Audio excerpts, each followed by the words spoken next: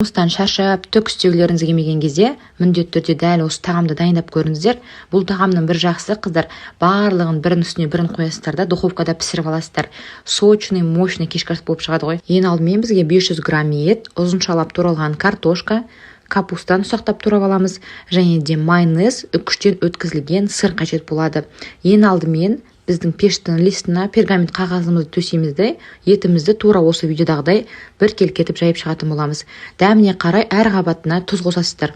Келесі кезекте майонезімізге 2 бас чесногымызды қосып барлығын жақсылап араластырып, 1-2 ақ қасық осы етімізге жағып шығамыз. Қалғаны ең үстіңгі бетіне жағуға қажет болады.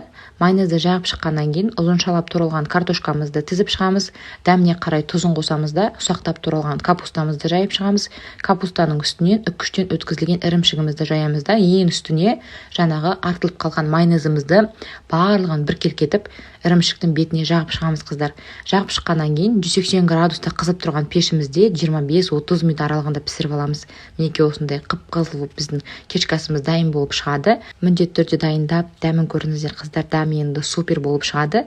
Дәл осындай тағамды дайындап, сізді қонаққа шақыру керек жақындарыңызға, құрбыларыңызға міндетті түрде дәл осы видео рецепті жіберіп қойыңыздар. Менің парақшама әлі де тіркелмеген болсаңыздар, міндетті түрде менің парақшама тіркеліп алыңыздар.